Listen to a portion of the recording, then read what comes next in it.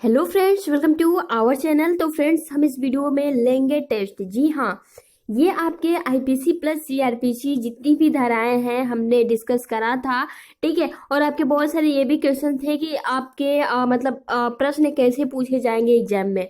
तो फ्रेंड्स, अभी आप देख सकते हैं आपकी स्क्रीन पर बहुत सारे प्रश्न दिए जाएंगे और आपको अब आंसर देना है। आई होप कि अगर आपने वो वीडियोस देखा होगा तो आप सिंपली आंसर कर सकते हो, कोई दिक्कत नहीं होगी, ठीक है। तो चलिए फ्रेंड्स, फर्स्ट क्वेश्चन अभी आपके स्क्रीन पर है। अगर आपको पता है तो आप जो है आंसर दे सकते हैं लाइव सेशन में।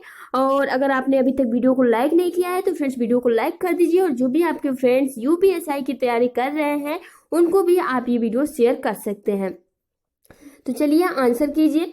पहला अभी आप देख सकते हैं क्वेश्चन है, संपत्ति की प्राइवेट प्रतिरक्षा के अधिकार के उपयोग में मृत्यु कारित नहीं की जा सकती। बताइए फ्रेंड्स, कौन सा इसमें से करेक्ट होगा? लूट में, या फिर रात्रि गृह भेदन में, या फिर निवास हेतु निर्मित ढांचे में अग्नि द्वारा रिष्ट में, या फिर साधारण चोरी या गृह अतिचार में। तो फ्रेंड्स, हमने संपत्ति की प्राइवेट प्रतिरक्षा से रिलेटेड पढ़ा था, डिस्कस किया था।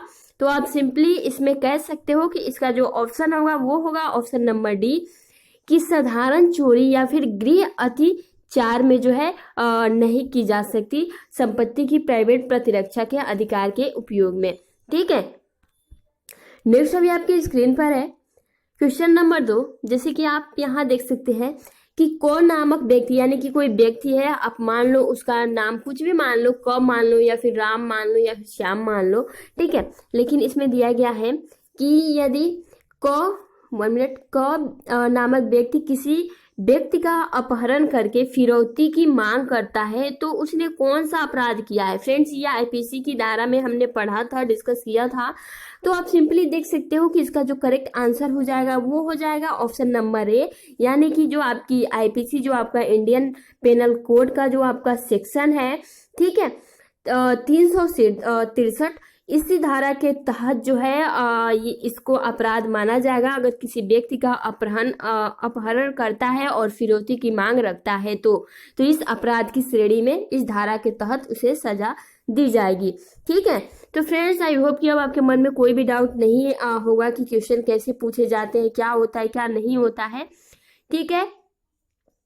अब देखो फ्रेंड्स, नेक्स्ट क्वेश्चन अभी क्या है आपकी स्क्रीन पर, कि एक सर्जन किसी व्यक्ति की जान बचाने के लिए उस व्यक्ति की सहमति से सद्भावना पूर्वक ऑपरेशन करता है और उसकी मृत्यु हो जाती है, तो ये क्या होगा? बताइए, ये किस आपको मतलब सेक्शन में देखने को मिलेगा और इसे क्या बोला जाएगा? हमने एक चैप्टर पढ़ा था फ्रेंड्स, साधारण अपवाद, जो कि आपकी आईपीसी की अध्याय 4 जो 4 है वो है साधारण अपवाद। और फ्रेंड्स, इसका आपको अब आंसर बताना है। अगर मान लो किसी व्यक्ति का जो है ऑपरेशन हो रहा है और उसकी सहमति से हो रहा है, लेकिन फिर भी उसकी मृत्यु हो जाती है, तो क्या उस पर हत्या का अपराध लगेगा? आप बताइए। या फिर सृजन से उत्तेजना पूर्ण कार्य किया है उसने, या फिर भारतीय दंड संहिता की धारा 88 के अंतर्गत कोई अपराध नहीं है, या फिर गैर इरादन हत्या का अपराध किया गया है। तो देखिए फ्रेंड्स, जब आप साधारण अपवाद पढ़ेंगे तो उसमें आप सिंपली समझ जाएंगे कि कौन से, अगर कोई जुर्म करता है तो उसे सजा दिया जाता है, और जुर्म रहते हुए भी उसे छोड़ दिया जाता है, क्या नहीं, ये सारी बातें हमने पढ़ा भी है, ठीक है। तो देखिए, इसका जो करेक्ट आंसर हो जाएगा वो हो जाएगा ऑप्शन नंबर डी, भारतीय दंड संहिता की धारा 88 के अंतर्गत इसने कोई भी अपराध नहीं किया है, ठीक है। नेक्स्ट अभी आपकी स्क्रीन पर क्वेश्चन आप देख सकते हैं, किसी भी व्यक्ति को धारा 94 भारतीय दंड संहिता का संरक्षण तभी मिलेगा जब तत्काल मृत्यु की आशंका उत्पन्न हो, या फिर जबकि उसने स्वयं को अपनी इच्छा से व्यवस्था में कर लिया हो। तो बताइए फ्रेंड्स, कौन सा करेक्ट आंसर होगा इसमें बोला गया है? तो देखिए, अब जो आपकी 94 जो आपका सेक्शन है, जो कि आईपीसी की धारा है, ठीक है, और इसका जो संरक्षण आपको तभी मिलेगा जब तत्काल मृत्यु की आशंका हो, या फिर जबकि उसने स्वयं को अपनी इच्छा से व्यवस्था से कर लिया हो। तो इसका जो करेक्ट आंसर हो जाएगा वो हो जाएगा option number A and B दोनों, ठीक है। नेक्स्ट अभी आपकी स्क्रीन पर क्वेश्चन है, आप देख सकते हैं, बस इस वीडियो का बनाने का मकसद मेरा यही है कि आप ये जान लो कि क्वेश्चन कैसे पूछे जाते हैं, ताकि आप आंसर इजीली कर सके, कोई दिक्कत ना हो। ठीक है, अब देखो फ्रेंड्स, इसमें बोला गया है क यह जानता है, यानी कि कोई व्यक्ति है और यह जानता है कि ख ने एक व्यक्ति की हत्या की है। मान लो आप हो और आपका दोस्त है और आपको पता है कि आपके दोस्त ने किसी की हत्या की है। ठीक है, और आप उसे बचाने के लिए, ठीक है, आप उसको बचाने के लिए मृतक शव को मतलब आप अपने दोस्त को बचाने के लिए जो भी मृतक शव हो उसे पाने में उसकी मदद करते हैं। मृतक शव मान ले या फिर कोई डॉक्यूमेंट्स है ना, अगर आप उसकी मदद कर देते हैं ताकि खौफ पकड़ा ना जाए, तो कौन सा आपने अपराध किया है बताइए फ्रेंड्स। धारा 201 आईपीसी की धारा, या फिर आईपीसी जो आपकी 199 की धारा है वो। तो फ्रेंड्स, आप अगर सेक्शन 201 की धारा उठाकर पढ़ोगे तो आपको ये पूरा बहुत ही अच्छे से एक्सप्लेन किया गया है। तो सिंपली जो इसका करेक्ट आंसर हो जाएगा, आपको जो है धारा 201 के तहत अपराध के श्रेणी में रखा जाएगा। ठीक है, अगर आप अपनी दोस्त की मदद करते हो तो, अगर उसने किसी की हत्या कर दिए तो। अब देखो फ्रेंड्स, नेक्स्ट क्वेश्चन अभी आपके स्क्रीन पर क्या है कि एक व्यक्ति ख को डंडे से चोट पहुंचाकर ख के पैर की हड्डी को तोड़ देता है, तो उस व्यक्ति में कौन सा अपराध किया है।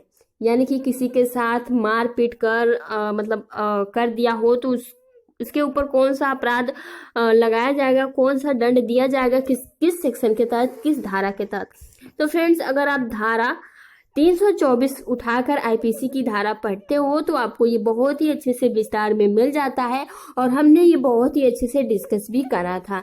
आई होप कि आप सारे क्वेश्चंस का आंसर समझ रहे होंगे। नेक्स्ट अभी आपके स्क्रीन पर है क्वेश्चन नंबर 7। एक अपराधी न्यायालय की हिरासत में भाग जाता है। क यह जानते हुए भी उस अपराधी को छिपाने में मदद करता है, तो बताइए उसने कौन सा अपराध किया है। बताइए, एक अपराधी न्यायालय की हिरासत से भाग जाता है। ठीक है, अब क जानता है कि ये अपराधी भागा हुआ है लेकिन फिर भी उसकी मदद करता है, तो उस पर अगर मान लो पकड़ा जाता है तो उस पर कौन सा दंडनीय अपराध लगाया जाएगा।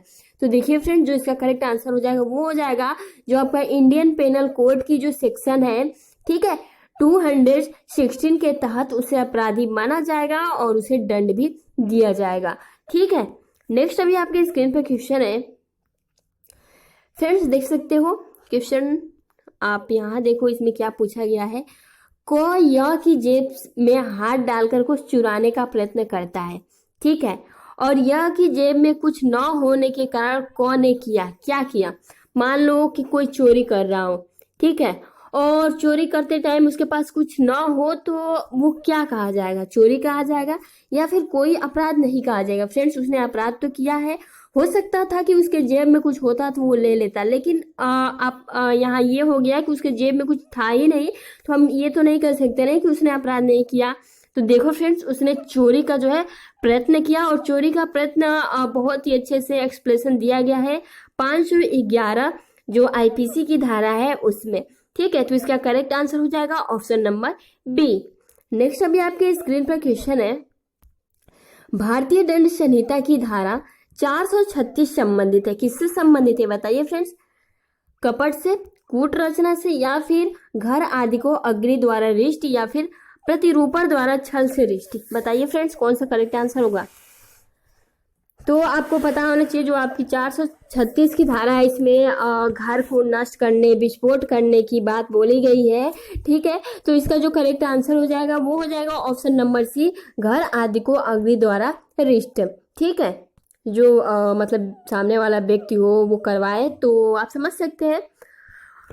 अब देखो फ्रेंड्स, नेक्स्ट क्वेश्चन क्या है, किसी महिला को उसके पति व सास द्वारा शारीरिक व मानसिक रूप से प्रताड़ित किया जाता है, तो किस धारा के तहत इसे अपराध माना जाएगा।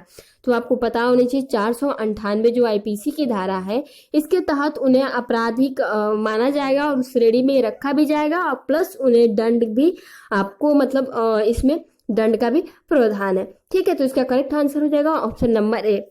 आई होप कि अब देखो फ्रेंड्स, आपके मन में कोई भी डाउट नहीं रहा होगा कि कैसे क्वेश्चन पूछे जाते हैं, हम क्या करें क्या नहीं करें। इसलिए बस अभी आपको ये जानना जरूरी था कि किस सेक्शन में कौन सी बातें आती हैं, ठीक है। और क्वेश्चन भी आपके वैसे ही पूछे जाते हैं। नेक्स्ट अभी क्वेश्चन है, बलवा को भारतीय दंड संहिता में परिभाषित किया गया है, किस सेक्शन में, किस धारा में परिभाषित किया गया है, बताइए। बलवा क्या होता है, मतलब कोई सामने वाला व्यक्ति बहुत ज्यादा बल दिखाकर आपको डरा कर, ठीक है, मारे वगैरह वगैरह, जो भी प्रक्रिया है उसे बलवा भी कहा जाता है।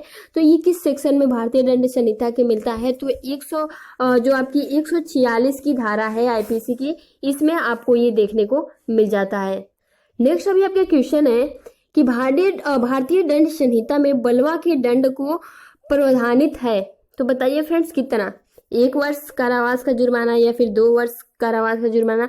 तो देखिए जो इसका करेक्ट आंसर हो जाएगा वो हो जाएगा 6 माह का कारावास या फिर जुर्माना ले लिया जाता है अगर कोई ऐसा जो है व्यक्ति करता है बलपूर्वक तो, ठीक है।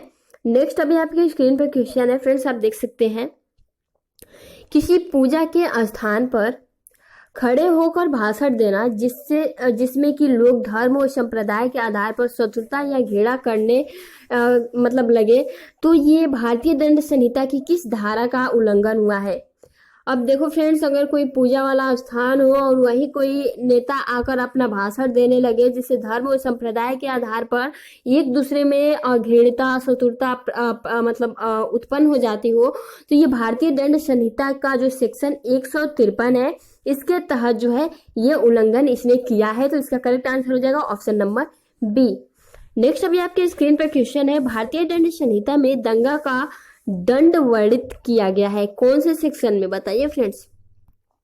तो देखिए जो आपका सेक्शन 159 जो है, ठीक है, 59, इसमें जो है भारतीय दंड संहिता के दंगा को वर्णित किया गया है। तो इसका जो करेक्ट आंसर हो जाएगा वो हो जाएगा ऑप्शन नंबर बी, ठीक है।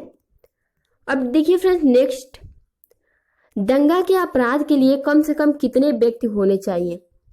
तो फ्रेंड्स आपको सिंपली पता होना चाहिए कि दंगा के अपराध के लिए कम से कम 5 व्यक्ति तो होने ही चाहिए, ठीक है। तो इसका करेक्ट आंसर हो जाएगा ऑप्शन नंबर डी।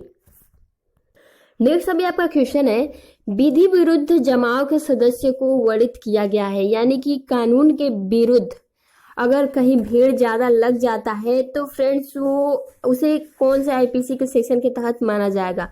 विधि विरुद्ध यानी कि विधि मतलब होता है कानून, विरुद्ध मतलब कि इसके विरोध मतलब बिना बताए जमाव कर लिया, मतलब बहुत ज्यादा लोग जुट गए, तो ये किस मतलब किस में वर्णित है। तो फ्रेंड जो आपकी 142 की जो धारा है, ठीक है, इसमें ये वर्णित है। और 144 की जो धारा है इसमें ये होता है कि कोई भी अगर ऐसा काम करता है तो उसे मार मार कर भगाया जाता है और पुलिस को ये सख्त निर्देश दे दिया जाता है कि कहीं भी जमाव न लगे, कोई कहीं भी हिंसा न हो, ठीक है। नेक्स्ट आप देख सकते हैं, यदि कोई सरकारी डॉक्टर किसी पीड़ित का उपचार नहीं करता है तो उसके लिए आईपीसी में कौन सा दंड का प्रावधान है, किस आईपीसी के तहत उसे दंडनीय माना जाएगा। तो फ्रेंड्स आपको पता है, अगर कोई डॉक्टर किसी पीड़ित का उपचार न करता हो तो उस पर 166 बी की जो इंडियन पेनल कोड की जो सेक्शन है उस पर लगाई जाएगी, प्लस उसे दंड का भी प्रावधान बनाया गया है, ठीक है। नेक्स्ट अभी आप देख सकते हैं, आपके स्क्रीन पर है फ्रेंड्स, यहाँ देखिए 1 मिनट कि दंड प्रक्रिया संहिता यानी कि सीआरपीसी की धारा 144 का उल्लंघन करने पर दंड का प्रावधान आईपीसी के, अभी हमने जो सीआरपीसी की धारा 144 है इससे रिलेटेड अभी हमने बोला, ठीक है। और फ्रेंड्स अगर मान लो ये कोई उल्लंघन करता है तो उसे 184 धारा के तहत उसे दंड दिया जाता है। और क्या प्रक्रिया रहती है इसके बारे में जो 184 धारा है बहुत ही अच्छे से डिफाइन किया गया है, ठीक है। अब देखो फ्रेंड, नेक्स्ट क्वेश्चन क्या है, खतरनाक हथियार से किसी व्यक्ति को घोर उपहति कारित करने पर भारतीय दंड संहिता का दंड का क्या प्रावधान है। यानी कि खतरनाक हथियार से किसी व्यक्ति पर घोर उपहति यानी कि घोर हम कह सकते हैं कि किसी व्यक्ति को हथियार से डराना या फिर उसको मतलब जो भी है, ठीक है, तो वो कौन से सेक्शन में आता है। तो आपको पता होना चाहिए 324 की जो आपकी धारा है इसमें इसको बहुत ही अच्छे से डिफाइन किया गया है। नेक्स्ट, किसी लोक सेवक को उसके कर्तव्य से रोकने के लिए घोर उपहति कारित करना भारतीय दंड संहिता की किस धारा में उल्लंघन है? तो जो आपकी 332 की धारा है आईपीसी की, इसमें ये बात बोली गई है, अगर कोई ऐसा करता है तो ये उल्लंघन पाया जाता है।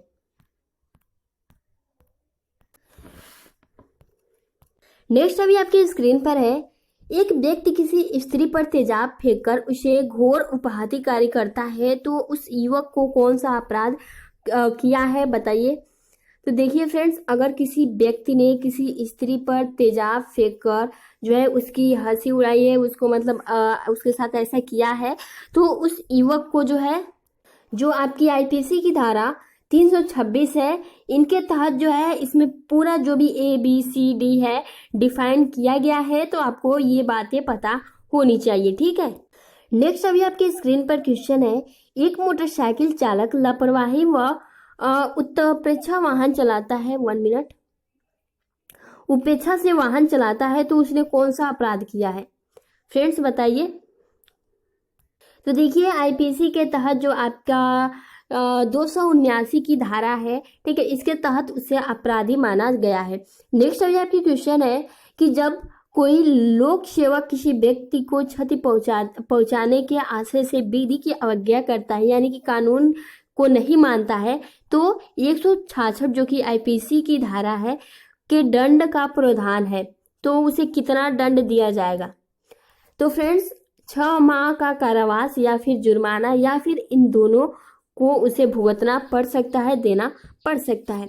नेक्स्ट क्वेश्चन जो कि मोस्ट इम्पोर्टेंट है, और ये आपका जो प्रीवियस ईयर मतलब एग्जाम हुआ था यूपीएसआई का, तो उसमें पूछा गया था कि डकैती के अपराध में कम से कम व्यक्ति होने चाहिए, क्योंकि देखो फ्रेंड्स लूट और डकैती में डिफरेंस होता है, ठीक है। और देखो डकैती में अपराध में कम से कम 5 व्यक्ति या फिर 5 व्यक्ति से अधिक होना चाहिए, लेकिन अगर वही 4 या फिर 4 से कम व्यक्ति होते हैं तो हम उसे लूट बोल देते हैं। लेकिन डकैती की जहां बात आती है तो 5 या फिर 5 से अधिक व्यक्ति हैं, उसे ही हम उसी घटना को लूट बोल सकते हैं, वरना नहीं। तो फ्रेंड्स ये थे कुछ इंपॉर्टेंट क्वेश्चन, और भी क्वेश्चन हम लाएंगे, इस क्वेश्चनों का सीरीज चलता रहेगा ताकि आपकी एग्जाम की तैयारी और भी अच्छी हो। आई होप कि आपको ये टेस्ट पसंद आया होगा, अब आप समझ गए होंगे कि कैसे क्वेश्चन पूछे जाते हैं। तो फ्रेंड्स आज के लिए इतना ही, मिलते हैं नेक्स्ट वीडियो में, तब तक के लिए आप अपना ख्याल रखिए। वीडियो को अभी तक आपने लाइक नहीं किया है तो वीडियो को लाइक कर दीजिए, शेयर कर दीजिए। Thank for watching.